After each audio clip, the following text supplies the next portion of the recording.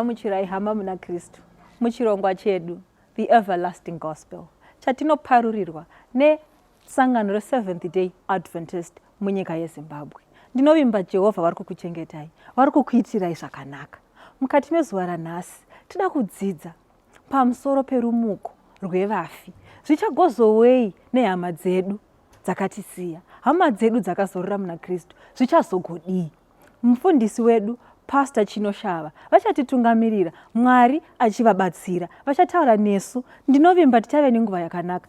Tinokuchingamidzai vateereri kwamuri kwakasiyana-siyana mumativi enyika yedu nekwatinogara. Tinoda kutenda Mwari nemukana watipa mukati memangwananano ekushumira patichange tichidzidza nyaya inokosha, nyaya inoshusha vanhu vakawanda, rumuko rweVafi. Toda kuti titsinzinye tive nenguva yekunamata. Baba vedu vari kudenga, muponesi Jesu nemweya mutsvene, tinokutendai nekuti imi makatifira pamuchinjiko, mukaregerera kudarika kwedu kwose. Nhasi tinomira tisingatyi, nekuti upenyu hwedu hwose huri mumaoko enyu, naJesu Kristu tenzi wedu tinonamata. Amen. Mukati memangwananano tichatarisa nyaya inokosha yerumuko kubhuku ra2 Samuel chapter 14 verse ya 14. Bhaibheri rinoti panapa, nokuti tinofanira kufa, takafanana nemvura yakateurirwa pasi isingagoni kuorerwazve. Nekuti tinofanira kufa. Pfungwa yatinoda kutarisa mangwananano ndeyekuti rufu rwakauya. Death is certain. Hakuna asingafi, vakuru nevadiki, vapfumi nevarombo, tese tinofa. Kana paine nyaya iri dambudziko mukati mepasi rese, muupenyu hwevanhu, nyaya yatinotarisa tisina mhinduro, nyaya inoshusha vanozvikudza nevari pasi, nyaya inonetsa marudzi ose evanhu, inyaya yerufu. Samueri ari kubuditsa pachena kuti hapana chekuita, tese tichafa. Pane vamwe vakafa vakatitangira, isu tichiri vapenyu, asi nyaya hombe ndeyekuti munhu wese achafa. Nekuve kutaura, kana tichicherechedza kuverenga kweshoko raMwari, tinobuditsirwa pachena kuti pakutanga, munhu wekutanga kufa, tinozviziva mubhuku raGenesis chapter 4 verse ya 8. Munhu wekutanga akatanga kufa pasi rino rose akanga ari Abel, akafa nekuurayiwa nemukoma wake. Mukati menguva ino, regai nditi kwamuri mose, nyaya yerufu yakatanga ikapinda kurudzi rwekutanga rwaAdhamu. Tiri kuona mwana wavo wekutanga achifa, aurayiwa nemukoma wake Kaini. Saka ndiye munhu wekutanga akatanga kufa. Akaurayiwa nani? Akaurayiwa nemunhu wake wepedyo, nemukoma wake. Munozviziva hama nevadikani kuti vanhu vakawanda mukati menyika ino vari kufa, asi tinozviziva zvakare pane vamwe vanofa nerufu runouya nekuda kwevanhu vari pedyo navo. Shoko raMwari rinoti panapa, rufu rwakapinda, tese tichafa. Mukaverenga Bhaibheri tiri kuenda mberi, muchacherechedza chimwe chinhu chinokosha, kuti rufu runotora vakuru, runotora vadiki. Rufu runotora mazera ose evanhu vanorarama. Hakuna munhu asingabatwi nerufu. Shamwari dzaMwari mukati meBhaibheri tikaverenga tinoona kuti kunyange shamwari dzaMwari vaivimba naMwari, magamba ekutenda, naivowo vakafa. Tikaverenga Bhaibheri redu zvakanaka, tichatarisa bhuku remabasa evapostori.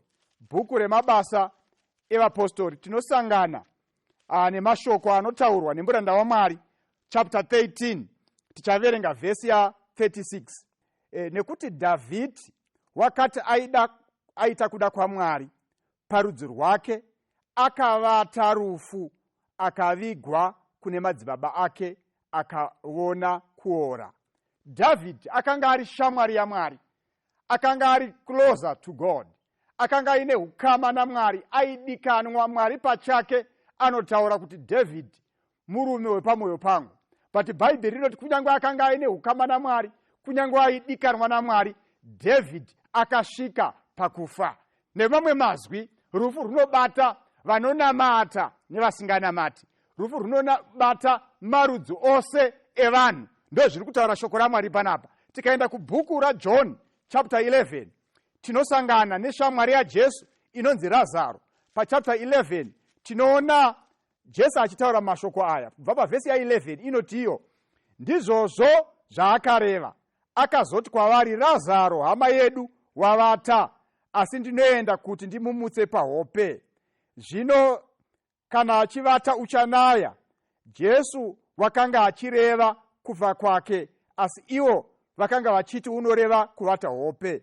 Ipapo Jesu akavaudza pachena, Razaro wafa. Nekube kutaura mangwanani ano, kana takatarisana nenyaya yerufu, tiri kuona kuti kunyangwe vanhu vanonge vari pedyo naMwari vanobatwa nerufu, vanofawo. Tiri kuona Razaro achifa. Kubva panguva yaAdhamu, rufu rwanga ruchiuraya marudzi nemarudzi.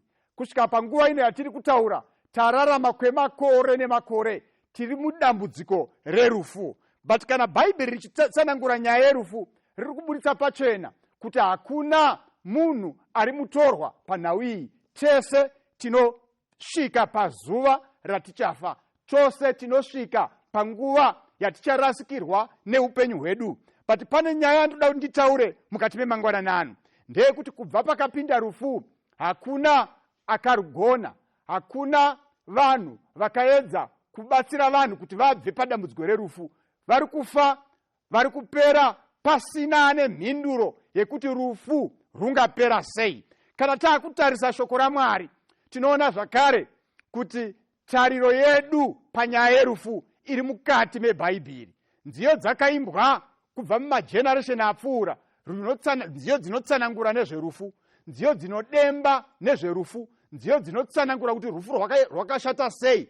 But kunyangwe nziyo idzodzo dzakaimbwa, rufu ruripo kusvika panguva yandiri kutaura. Pane mazwi akanaka andinoda kuti titarise mukati memangwanani ano, mukati mebhuku ravaKorinde, rinotsanangura pachena kuti nyaya yerufu inopedzwa sei.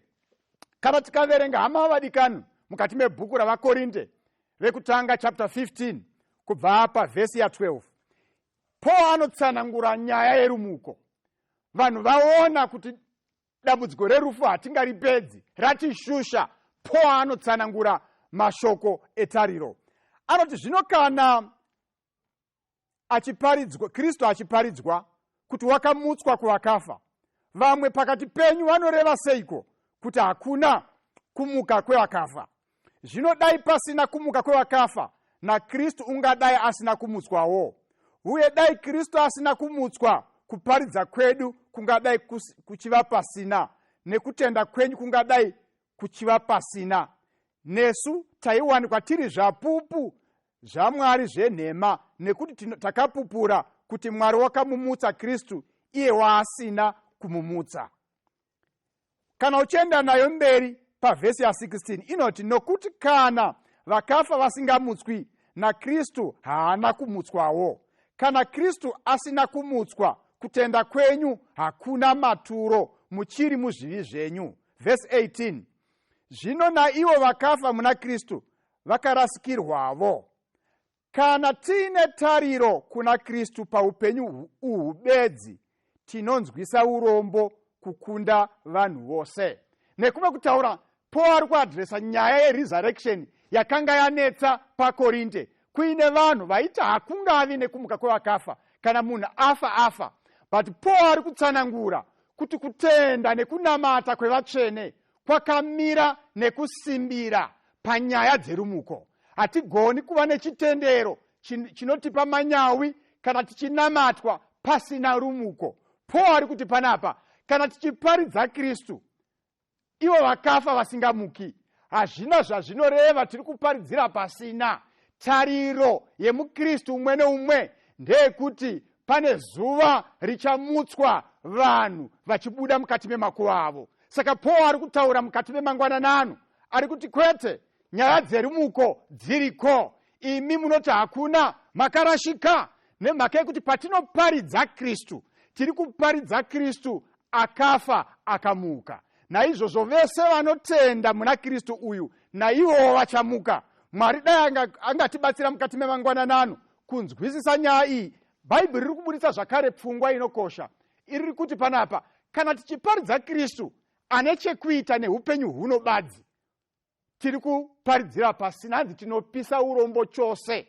Nekume kutaura Kristu watinoparidza ndiKristu akafa akamuka, achamutsa vatsvene vachibuda mukati memakuva avo. Hatiparidze Kristu anotikomborera kuti tiwane mari bedzi, hatiparidze Kristu anotikomborera kuti tive nepfuma yakawanda, hatiparidze Kristu anotipa mari dzakawanda nemota dzakawanda. Tinoparidza Kristu anomutsa vafi kubva kumakuva avo.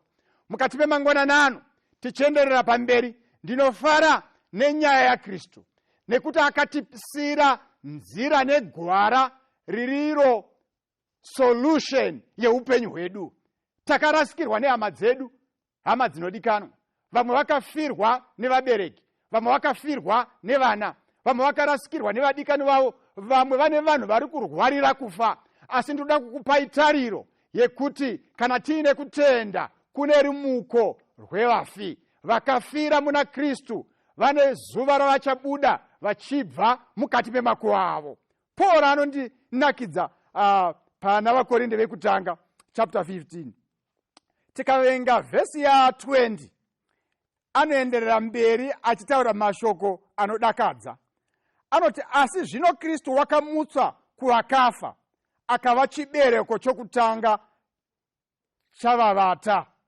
Kristu ndiye akatanga kuva chibereko chekutanga, akamuka kuvakafa, akademonstrata kuti tinogona kubuda mumakuva edu, akademonstrata kuti uyu muviri unoora unogona kubuda wava mutsva. Ndoda kuti nditi kwamuri mukati memangwananano, vakaropafadzwa vachanzwisisa kuti rufu rwatishusha kwenguva yakareba, rufu rwatinetsa kwemazuva mazhinji, but tariro yatiinayo ndeyekumuka naKristu.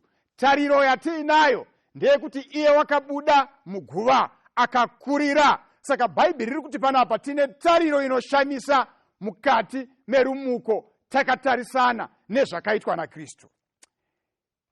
Ndoda kuti titarise, hama wadikanwa, apo tinoenderera mberi nekutarisa shoko raMwari. Paul achitaura pavhesi ya32, ane mamwe mazwa anotaura, achitaura avo kuboka revanhu vairamba nyaya dzekuti kune rumuko.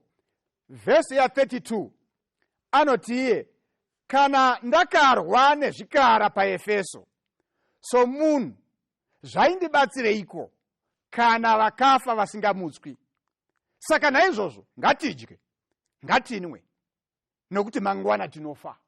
Tikabvisa nyaya yerumuko munyaya dzekunamata, chitendero chedu chinova pasina. Tikabvisa nyaya yerumuko panyaya yezvekutendera, kutenda kwedu hakuna maturo.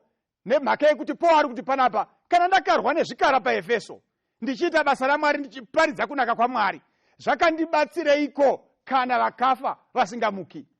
Therefore, kana vakafa vasingamuki, ngatidye zvedu, ngatinwe zvedu, tofara, nekuti tinongova neupenyu huno bedzi. Tariro yatiinayo mangwanana anosangana ndeyekuti tinonamata chinodarika pfuma yekuisa muhomwe, tinonamata chinodarika mari yatingave nayo, tinonamata kudarika maresources atinoshandisa mukurarama. Tinonamatira kuti kana tikange tafa tigomutswa nesimba raKristu watakatenda kwaari.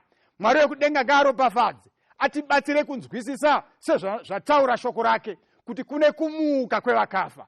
Rufu rwanetsa hongu, taparadzwa narwo, tatenderera, taenda kudzin'anga, taenda kuvaprofita. Hakuna kana mumwe chete ane solution yerufu. Tinotarisa kuna Jesu ariye simba reupenyu. Kana ndichitarisa shoko raMwari, ndinoda kuti tiende tese vateereri kubhuku ramabasa evaapostora chapter 24. Pane mashoko ari ipapo anobuditsa zvakare kukosha kwenyaya yatiri kudzidza mangwananano, kumuka kwevakafa. Chapter 24 verse ya 15. Muranda waMwari Paulo anoti panapa, ndine tariro kuna Mwari,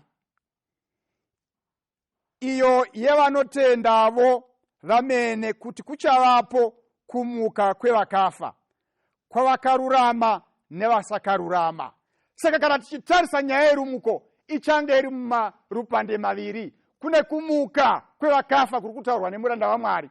Vamwe vachamuka vakarurama, vamwe vachamuka vachamukira mukunyadziswa. Saka tine mapoka mairi, boka revanhu vachanyadziswa naMwari neboka revanhu vachakudzwa naMwari.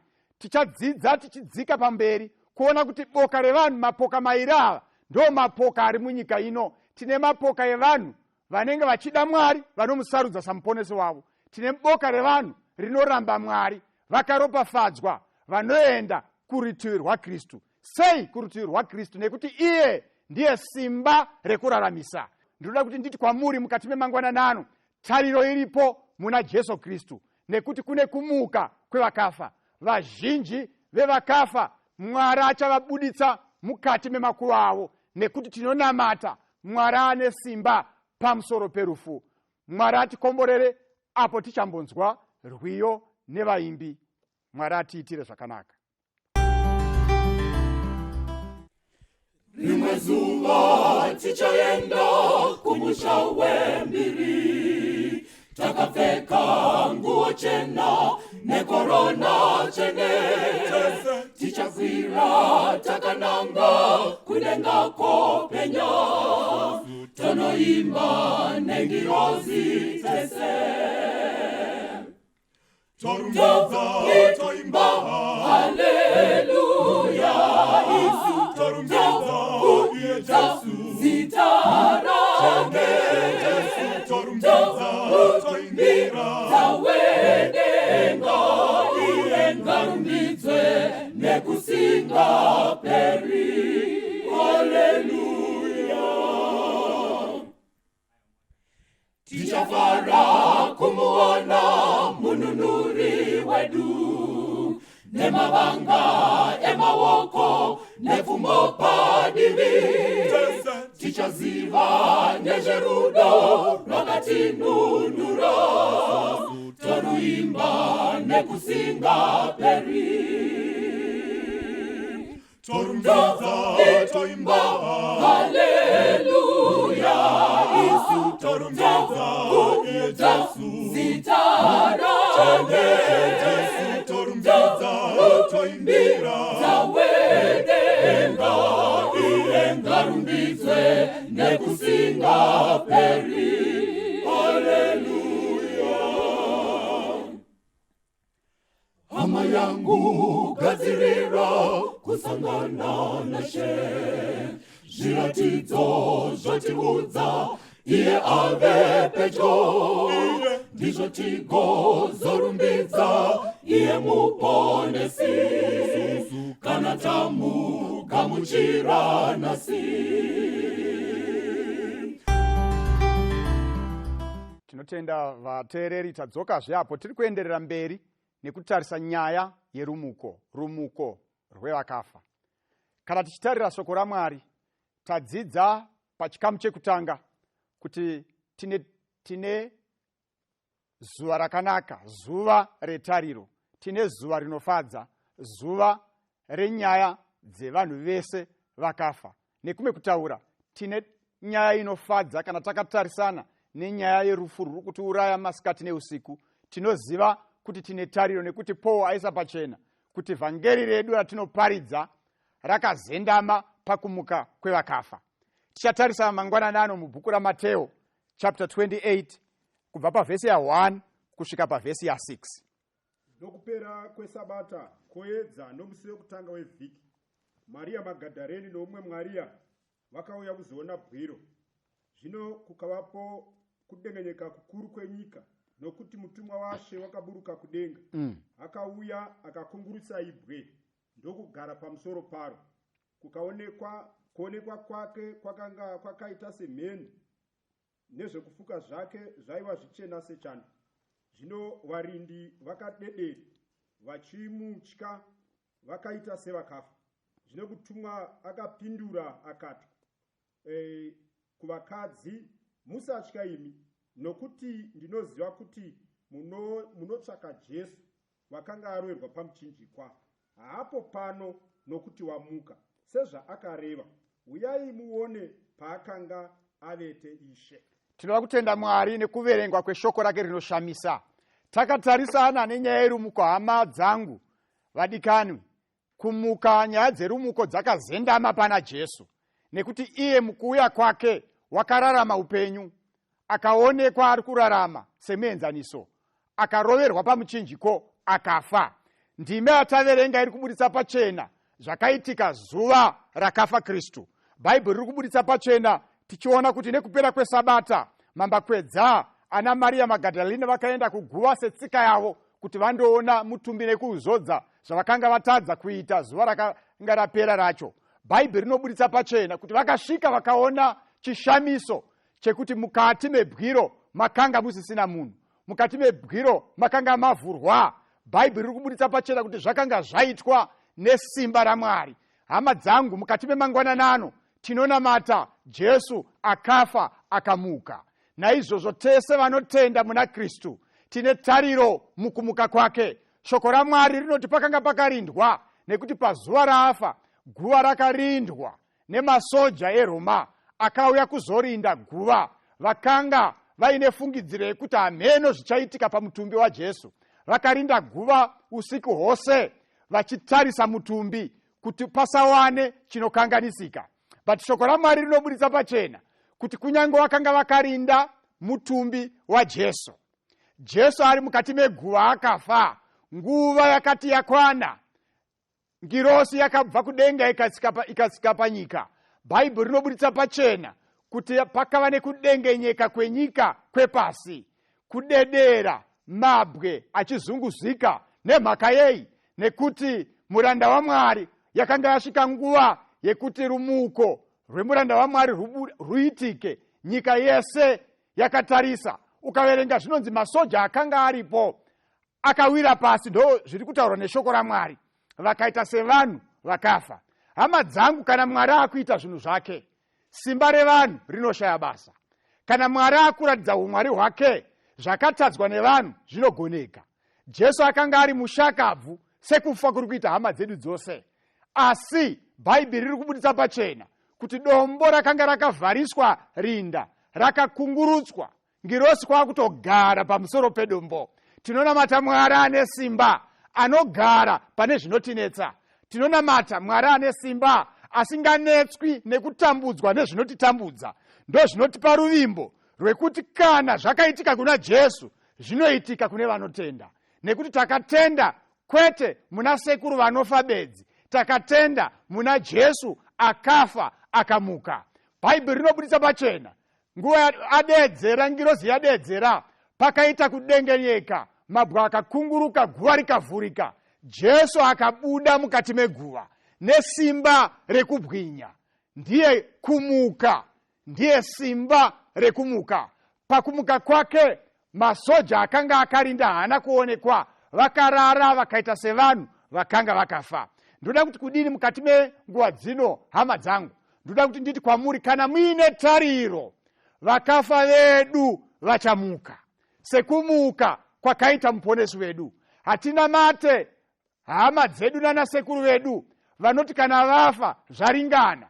Tinonamata Jesu akafa akamuka, akakurira guva nezuva retatu. Friday kwakanga kwakanyarara, vanhu vachisveeredza vachiti tsvatuwaro wafa. Nezuva resabata kwakanga kwakanyarara, vanhu vari kuchema. Asi vemangwanani esvondo kwakava nesimba rerumuko. Jesu achibuda mukati meguva achiti ndini kumuka neupenyu.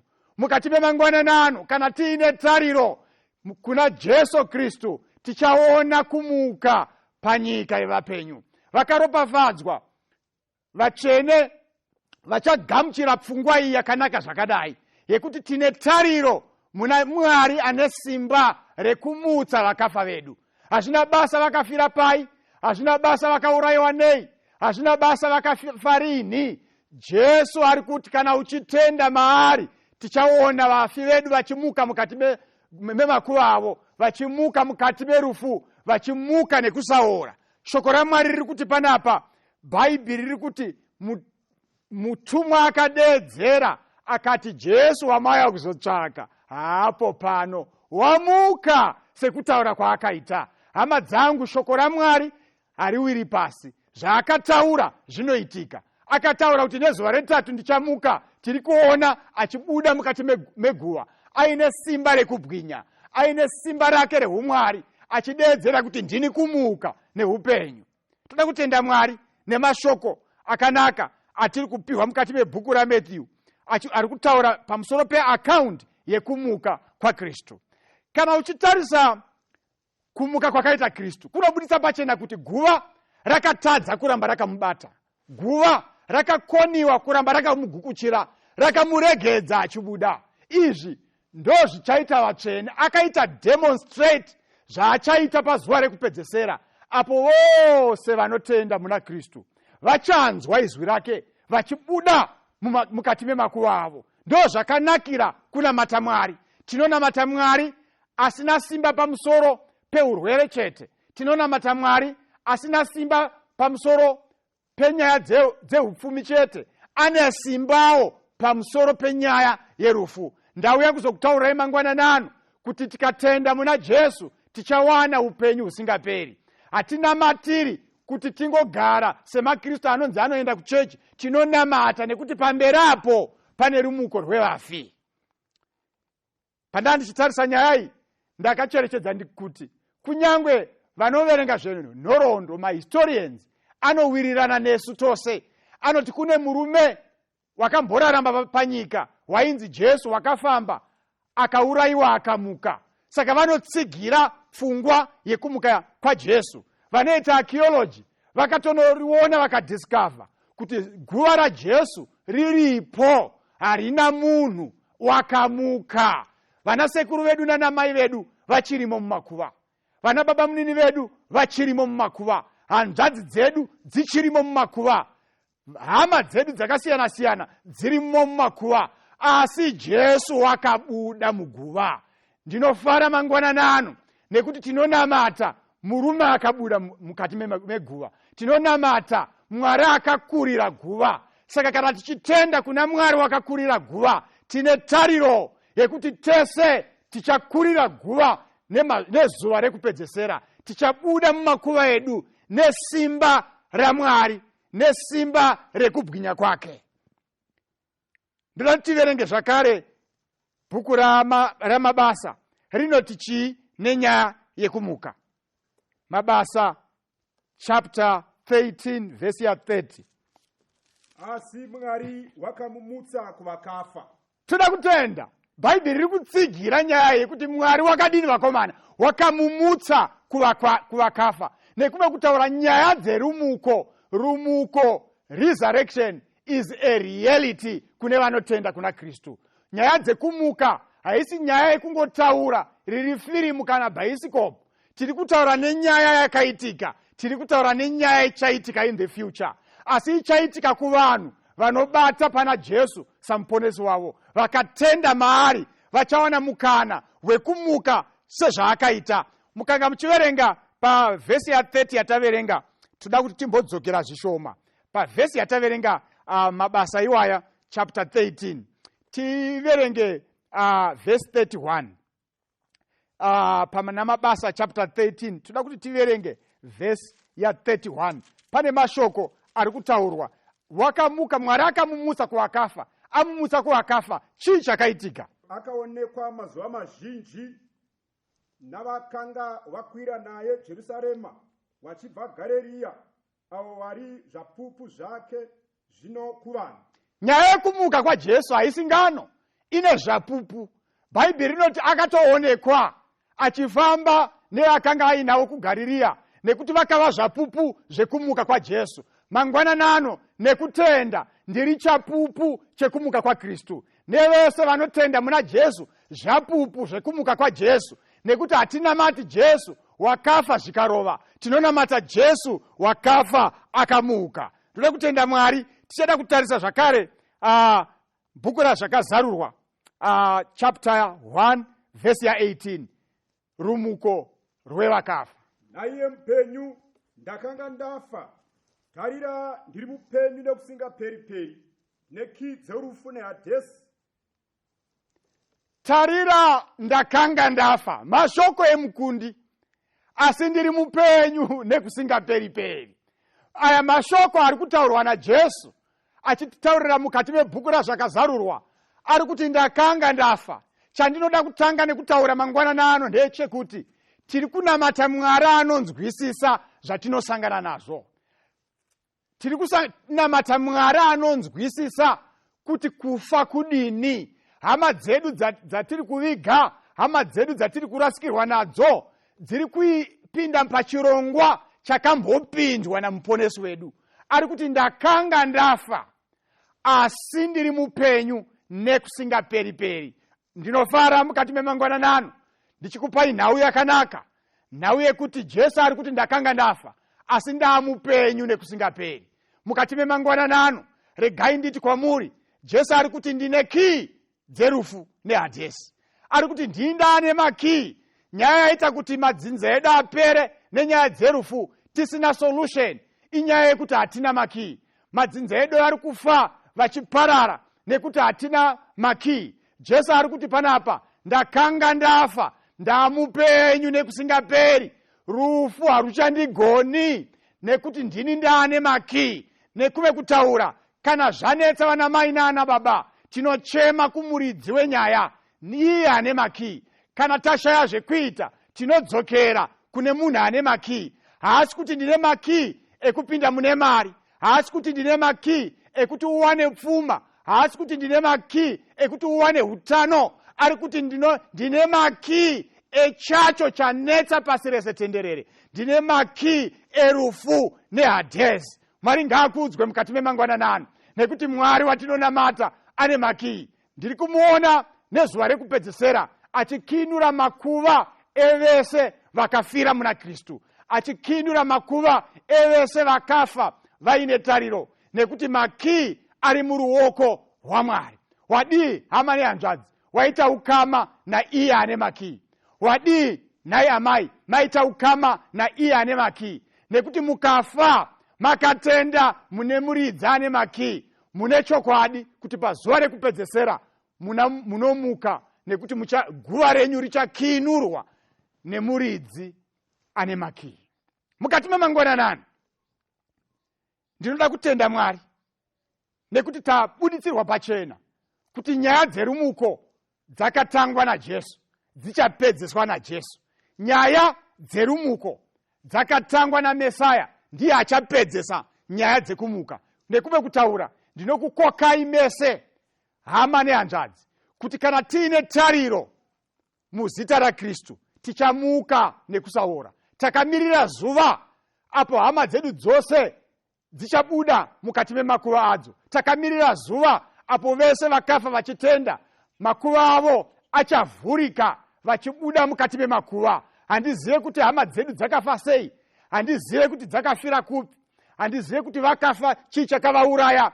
Vamwe vakaitwa zvekupondwa, vamwe vakawira mumvura, vamwe vakafira mutsaona, vamwe vakafira muhondo. Asi tariro yatiinayo ndeyekuti tina Jesu wakakunda rufu, tina Jesu akakurira guva, akabuda mukati maro. Ndiye ane simba, ari kuti ndine kii dzerufu neHadhesi, ndine kii dzerufu neHadhesi. Ndinokukokai mumangwanani ano, ndinokukokai hama nehanzvadzi, ndinokukokai kwese kwamuri kuti mutarise kuna Jesu. Ndiye muvambi nemukwanisi wekutenda kwedu, ndiye anokurira chirongwa cherufu chatinetsa kwenguva yakareba. Mukati memangwanani ano, apo tinoenda mberi takatarisa nyaya yerumuko, tichanzwa vaimbi vachitiimbira. Mwari atiitire zvakanaka.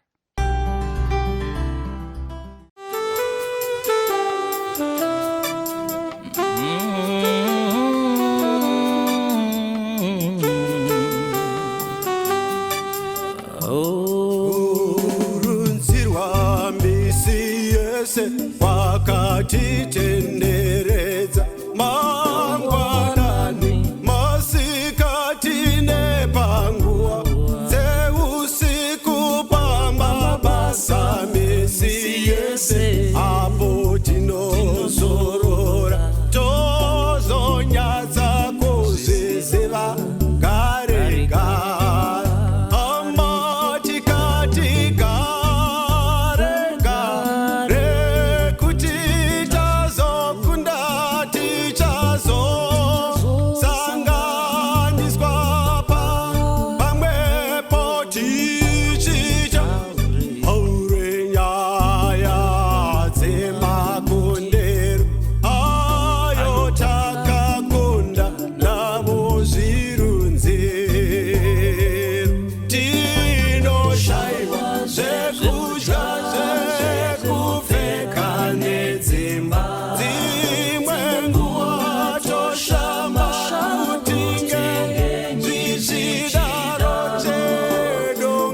ngatinamate tinokunda Satani tozonyasa kuziziva garega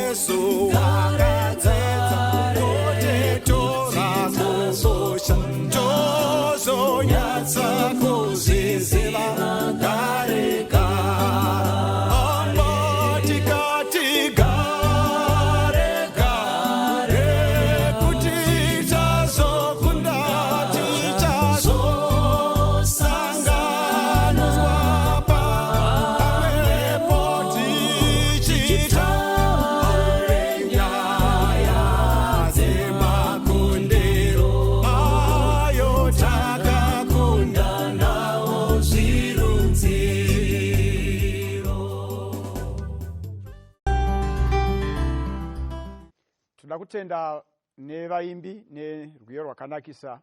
Toda kutenda zvakare nekuramba tichiteerera shoko raMwari. Tabva mukutarisa nyaya yakaitwa naKristu Jesu achikurira rufu, achimuka musi weSande, achitaura pachena kuti ndini kumuka kweupenyu neupenyu. Taona achicherechedza muna zvakazarwa chapter 1 verse 18 kuti ndini kumuka neupenyu uye ndane key dzerufu neHadesi. Tazvitarisa izvozvo tikaona kuti tinonamata Kristu akakurira guva. Saka ngatiregei kushushikana kana tarasikirwa nevadikani venyu. Tariro yedu hairege kupera, nekuti pachine tariro pane rimwe zuva ratakamirira richamuka vanhu vose vari mukati memakuva. Mukati menguva ino tiri kutarisa nyaya iyi yekumuka kwevakafa ndezvichaitika pazuva richamutswa vakafa. Tichaenda kubhuku ravatesaronika vekutanga chapter 4 kubva pavhesi ya13. Zvino hama dzangu, hatidi kuti mushaye kuziva pamusoro pevaviti, kuti murege kuchema sevamwe vasina tariro. Nokuti kana tichitenda kuti Jesu akafa akamukazve, naizvozvo avo vakavata muna Jesu Mwari uchawauyisa pamwe chete naye. Nokuti tinokuudzai neshoko raShe kuti isu vapenyu vakasara kusvikira pakuuya kwaShe Jesu hatingatongotangiri vakavata. Nokuti Ishe amene achaburuka kudenga nokudaridzira nezwi remutumwa mukuru nehwamanda yaMwari, vakafa muna Kristu vachatanga kumuka. Zvino isu vapenyu vakasara tichatorwa pamwe chete navo mumakore kuti tichingamidze Ishe mudenga. Naizvozvo tichava naShe nguva dzose. Naizvozvo nyaradzanai nemashoko avo. Tinoda kutenda Mwari nezwi rake rinotipa tariro. Bhaibheri riri kuti panapa, hama dzangu, hatidi kuti mushayiwe kuziva pamusoro pevavete. Ndoda kuti tibate vara rashandiswa kakawanda patava tichiverenga, vara rekuti kuvata. Kana tiri kutaura munyaya dzebhaibheri, rufu rwatiri kuti rufu urwu, bhaibheri rinoti kuvata. Kana munhu hanzi akavata, tine tariro yekuti achamuka. Bhaibheri riri kuti panapa hatidi kuti mushayiwe kuziva pamusoro pevavete. Nekuti kana tisina ruzivo, zvatinoita zvinogona kutiita kuti zvitishungurudze kuti hatina ruzivo pamusoro pevakavata. Ndosaka muchiona vanhu vachiti kana kwafiwa vanoenda kun'anga, nekuti havazivi kuti chii chaitika. Havana ruzivo pamusoro pevanhu vakavata. Vanhu kana vachinge vafirwa vanotsvaka kuti chii chakadya munhu, chii chatora munhu, nekuti vane dambudziko rekuti havanzwisisi kuti kuvata kuita sei. Shoko raMwari riri kuti panapa, kana tichitenda kuti Jesu akafa akamuka, saizvozvo vakavata muna Jesu, Mwari achavauisa pamwe chete naye. Mangwanani tine shoko retariro. Hama dzedu, shamwari dzedu dzakafa, Bhaibheri riri kuti panapa tariro yedu iri pakuti Mwari achavamutsa pazuva rekupedzisira. Paul ari kuti panapa, ngativei nekutenda, inyaya dzekutenda, nyaya dzekumuka kwevakafa dzine kutenda. Tinofanira kuva nekutenda kuti zvichaitwa nemhaka yei tine kutenda, nekuti Jesu watinonamata akafa akamuka. Saka shoko raMwari riri kuburitsa pachena, riri kuti panapa, nekuti tinokuudzai neshoko rashe kuti isu vapenyu vakasara kusvika panouya Jesu hatitangiri vakavata. Nekume kutaura hakuna achatangira mumwe panyaya dzekuenda kudenga, hakuna achatangira mumwe panyaya dzekuponeswa, nekuti Mwari achakumba vanhu vose vakafira muzita rake, achavamutsa nesimba reshoko rake. Bhaibheri riri kutipa zvakare muono wekuti pachauya Kristu achimutsa vakafa, kunenge kuine mapoka mana evanhu vanenge vari panyika. Kune boka revanhu vapenyu vasingatendi muna Kristu, kune boka revanhu vapenyu vanotenda muna Kristu. Tatova nemaboka maviri.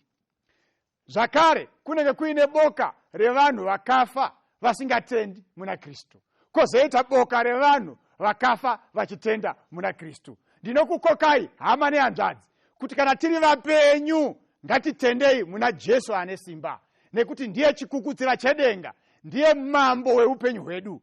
Ndinoda zvakare kuti kunyangwe tichizofa, ngatinamatei Mwari tifire tiri mukati memaoko aKristu, nekuti avo vakafa vari mukati memaoko aKristu, kunyangwe miviri yavo ikaora, kunyangwe vakaona kuora, vakafira mumakungwa, vakafira pai, Bhaibheri riri kuti panapa vakafa vachitenda vachabuda mukati memakuva avo. Ndo pfungwa iri kutaurwa navatesaronika achitaura pamusoro pevakafa muna Kristu. Nekume kutaura zuva rerumuko rapedyo, hama dzangu.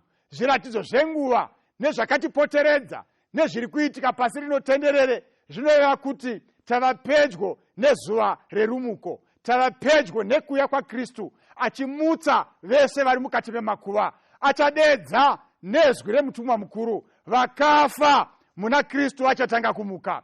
Ndinofunga kuti hanzvadzi dzangu nevakoma vangu nevateereri vakatiteerera, pazuva iri muchange muripo. Kana uchinge wafa, don't worry, nekuti uchamuka nekubwinya. Chaunongofanira kuita kufira uri paruoko rwaMwari, ifa uri muna Jesu. Tichakopuka kubuda mukati memakuva, makuva achashaya simba sezvaakaita pazuva ramuka Jesu. Tichibuda mukati mawo tichitarisana namuponesi wedu, takamirira kuuya kwemukomana, takamirira kuuya kwegwayana, takamirira kuuya kwaMwari ane simba, anomutsa kunyangwe pasina tariro. Mabhonzo ari scattered, vakafira kuchimoyo, vakafira paWorld War I, vakafira mumakungwa. Tina Jesu anomutsa vakafa. Kana tashayikirwa hama nehanzvadzi, ngatichemei tiine tariro nekuziva kuti tina Mwari ari in charge neupenyu, ati ndine key dzerufu neHadesi. Ndinofara nezvinotaura shoko raMwari. Bhaibheri riri kubva rati pavhesi 18 yechapta iyi, naizvozvo nyaradzanai nemashoko aya. Kana paine mashoko atinganyaradzane nawo, haasi ekuti mufi aenda kudenga kana afa. Kana paine mashoko atinganyaradzana nawo, haasi ekuti ngatiregedzei kuchema angatadze kufamba rwendo rwake. Mashoko ekunyaradzana haasi ezvirango zverufu paguva. Mashoko ekunyaradzana ndeekuti ngative netariro muna Jesu anomutsa vakafa. Hazvina basa wakarasikirwa nemunhu wawaida chose, hazvina basa wakarasikirwa nemunhu aikuchengeta. Tine tariro kana tichitenda, nekuti kune kumuka kwevakafa. Toda kutenda Mwari mukati memangwananani. Ndoda kuti titarise kuti pachamutswa vanhu zvichanyatsofamba sei. Chii chichaitwa naMwari bhuku raMatthew chapter 24 vhesi ya 31. Uchatumwa vatumwa vake nehwamanda huru, vachaunganidza vasanangurwa vake kunobva mhepo ina, kubva kurutivi rumwe rwedenga kusvikira kune rumwe rutivi. Toda kutenda Mwari nekuti Bhaibheri riri kuti Mwari uchatuma vatumwa vake. Paachauya ari kuuya nevatumwa vachamubatsira, vaachatuma kuita basa rekuunganidza vatsvene vakafira vari muna Kristu. Hazvina basa kuti wakafira pai, wakafira kupi, vatumwa vachatiburitsa mukati memakuva edu tichisangana namuponesi. Bhaibheri rinoti uchaunganidza vanhu vese kubva kumakona mana enyika dzese. Nekuve kutaura, kana takatarisana nenyaya dzerumuko, tiri kutaura nyaya inobata munhu wese. Tiri kutaura nyaya inobata marudzi ose. Tiri kutaura nyaya inobata vapfumi nevarombo. Tiri kutaura nyaya inobata vakuru nevadiki. Shoko raMwari riri kuburitsa pachena kuti pachanga paine vatumwa vachatumwa kuenda kumakona mana pazuva rerumuko. Unofanira kunge uripo pazuva iri uchiona nemaziso kubata kwaMwari. Kana kuine vanhu vanofarira mapipi nemamiracles, ndoda kuti nditi kwamuri, hamusati maona zvakadaro.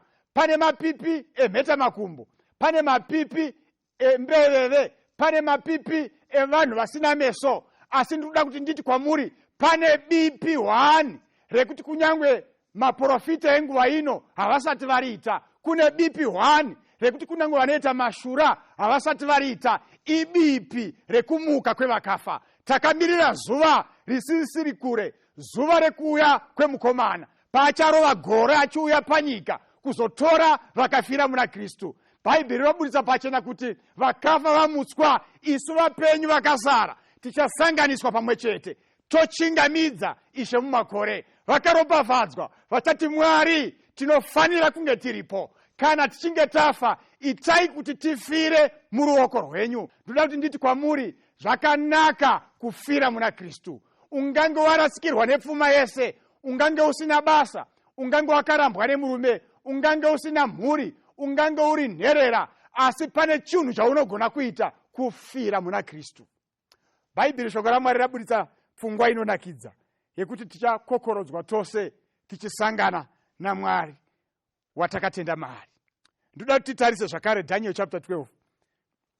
Maybe tisati tatarisa Daniel, timbotarisa bhuku razvakazarurwa chapter 20 verse 13. Bhuku razvakazarurwa chapter 20 verse 13. Gungwa rikabuditsa vakafa vakanga vari mariri. Gungwa rakabuditsa vakafa vakanga vari mariri. Norufu neHadhesi zvikabuditsa vakafa vakanga vari mazviri. Mumwe nomumwe akatongwa sezvaakabata. Ndoda kutenda Mwari nekuti vanhu vanofa kwakasiyana-siyana vachifira munzvimbo dzakasiyana-siyana. Zvakazarurwa ari kubuditsa pfungwa yekuti pane vaya vanofira mugungwa. Ukanga wafira mugungwa wanyura, pane vazhinji vanonyura nezvikepe, ndege dzinodonhera mumakungwa. Vanoti nyaya iyi haichagadzirisi kana munhu afira mugungwa, kunyange kuviga hapana. But John achitaura ari kuti panapa gungwa rakabuditsa vakafa vakanga vari mariri. Ndoda kuti mucherechedze mavara ari kushandiswa. Kana Mwari akutaura, voice raMwari, at his command, nature responds. Nature inovhunduka izwi raMwari kana richinge rataura. Vakaropafadzwa vanoti kana Mwari akataura vanonzwa. Tiri kuona Bhaibheri richishandisa mavara ekuti gungwa rakabuditsa vakafa. Tiri kuona vakafa vari mukati megungwa, gungwa richivati nguva yasvika zvino, chibudai mukati megungwa muchienda, nekuti izwi rataura zverumuko, izwi raMwari ane simba rehupenyu. Gungwa rakabuditsa vakafa vakanga vari mukati maro. Ndoda kutaura kwamuri ndichiti hama nehanzvadzi, hazvinei kuti hama dzedu dzakafira pai, hazvinei kuti vakavigwa here kana kuti havana kuvigwa, hazvinei kuti vakafa sei. Chinokosha ndechekuti kune rumuko rwevatsvene, kune rumuko rwevakafa. Chatingangoita ini newe kuisa upenyu hwedu mumaoko aKristu, kuti kana tichifa tifire mumaoko ake, tirege kufa semapenzi, tife taisa upenyu hwedu maari, nekuti ndiye upenyu nekumuka. Bhaibheri raburitsa pachena kuti gungwa richasvika pakuti chibudai nekuti zuva rerumuko rinenge rasvika. Toda kuenderera pamberi hama dzangu tichierenga Daniel chapter 12. Pane mashoko ari kutsimbidzira nyaya yerumuko. Daniel chapter 12 verse ya 2. Zvino vazhinji vavavete muguruva repasi vachamuka. Vamwe vachamukira upenyu husingaperi. Vamwe kukunyadziswa nokuzvidzwa kusingaperi. Toda kutenda nemavara ari kushandiswa neshoko raMwari. Rati vazhinji kwete vashoma. Pane vanhu vanofunga kuti kunamata ndekwe vanhu vashoma. Vanhu vanotya Mwari vashoma. Bhaibheri Daniel ari kutobudisa pfungwa yekuti kana vari vekuraswa vasingadi Mwari ndo vatori vashoma. Bhaibheri riri kuti panapa zvino vazhinji vevavete muguruva vachanzwa izwi rake. Zvazviri kureva ndezvekuti vanenge vachamuka nyama nemweya zviri pamwe chete, vonzwa izwi raMwari. Zvikanzi pachange paine mapoka mairi, vamwe vachamukira kukuponeswa, vamwe vachamukira mukunjadziswa. Mukati memangwananano pane chimwe chinhu chaunogona kuita pamusoro peupenyu hwako. Upenyu hunogona kupera, tinogona kufa at any time. Asi chatinokwanisa kuita tisati tafa kukanda upenyu hwedu mumaoko aKristu, kutenda muna iye ane simba rehupenyu.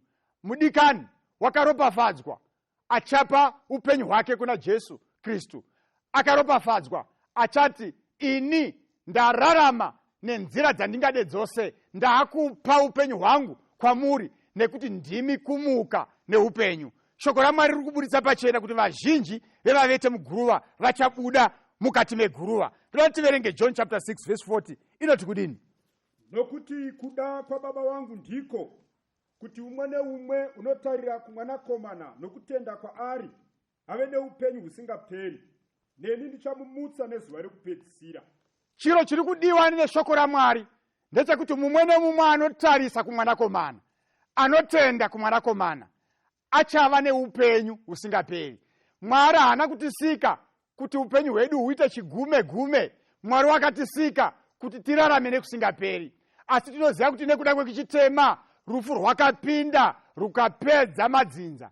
But Bhaibheri riri kuti panapa kune vanotenda muna Kristu, kune vese vanogamuchira Jesu samuponesi wavo, vachararama nekusingaperi. Toda kuti mhanye kubhuku raVakorinde chapter 15 verse 51 to 55. Tarirai ndinokuudzai chakavanzika. Ndinokuudzai chakavanzika ichi. Hatingavati tose. Hatisi kuzofa tese, Asi tichasandurwa tose. asi tichashandurwa tose. Akarapo nokubwaira kweziso. Nekubwaira kweziso. Nehwamanda yokupedzisira. Nehwamanda yekupedzesera. Kuti hwamanda icharira. Hwamanda icharira. Ipapo vakafa muna Kristu vachamutswa nekusaora. Vakafira muna Kristu vachamuka nekusaora. Nesu tichashandurwa. Nesu tichashandurwa. Nokuti ichi chinoora. Ichi chimuviri chinoora Chinofanira kufuka kusaora. chinofanira kufuka kusaora. Nechichi chinofa. Nechichi chinofa Chinofanira kufuka kusaora. chinofanira kufuka kusafa. Kana ichi chinoora. Kana ichi chinoora Chafuka kusaora. chafuka kusaora. Nechichi chinofa. Nechichi chinofa Chafuka kusafa. chafuka kusafa. Ipapo shoko rakanyorwa richaitika rinoti, Rufu rwakamedzwa rufu rwakamedzwa nekukunda. Iwe rufu. Iwe rufu, Kukunda kwako. kukunda kwako kuri kupi? Iwe rufu. Iwe rufu, Rumborera rwako. rumborera rwako ruripiko? Rumborera rworufu ndizvo zvivi. Mwari akomborere shoko rake nekuti tapiwa picture zvichaitika pakupedzesera, tichakurira rufu. Vese vanotenda muna Jesu vachakurira rufu. Bhaibheri rabudisa pachena kuti tichamuka nemiviri yedu. Pane vanhu vakawanda vanofunga kuti parumuko runogova seiko ivo vanhu vasina miviri yavo. Tichamuka nemiviri yedu. Ndosaka Bhaibheri rashandisa mavara ekuti ichi chinofa chichafuka kusafa, nechichi chinoora chichafuka kusaora. Mangwananano toda kupedzisa nekutarira John chapter 11 verse 21. Tichitarira shoko raMwari panguva ino. John chapter 11 verse 21. Marita akati kuna Jesu. Marita akati kuna Jesu, Ishe dai maiva pano. Ishe dai maiva pano, Hanzvadzi yangu ingadai isina. hanzvadzi yangu ingadai isina kufa. Verse 25. Jesu akati kwaari. Jesu akati kwaari, Ndini kumuka neupenyu. ndini kumuka neupenyu. Unotenda kwandiri. Unotenda kwandiri. Kunyangwe akafa achararama. Shoko raMwari mukati memangwananano takatarisana nenhau yekumuka rabudisa pachena. Razaro shamwari yaJesu wafa, Maria naMarita vanouya votaura voti dai makanga muri pano. Mashoko ashandiswa nebhaibheri ekuti dai akazara nekudemba, akazara nekupomera, nekupa mhosva, makanga muripi? Dai maiva pano. Hama dzangu, ndiri kuti kudini? Takatarisana nenyaya yerufu, hakuna chiremba ane anza panyaya yerufu. Mutauro language yatingangoshandisa ndeyekungodemba. Dai zvakadai, dai akakasika kuendeswa kuchipatara, dai akapiwa mishonga, dai akaendeswa kumuprofita, dai akaendeswa kun'anga. Dai bhaibheri riri kuti panapa dai haana chaanotibatsira. Jesu pavhesi ya25 anoti pamuri kudemba muchiti dai, Jesu ari kuti ndini kumuka neupenyu. Mangwanana ano ndoda kukuudzai mashoko ari kutaurwa naJesu Kristu.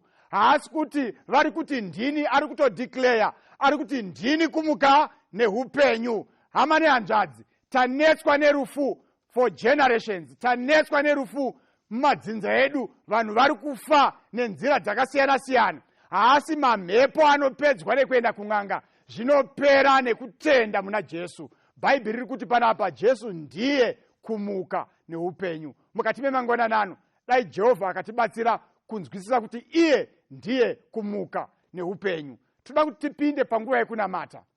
Kuda mudikani kwauri ikoko, wakarasikirwa nehama, wakarasikirwa neshamwari, haunga usisina tariro, but zuva ranhasi urikuda kuti kana uchizofa ufire uri muna Kristu. Ndichakumbira kuti usimudze ruoko rwako apo taakunamata.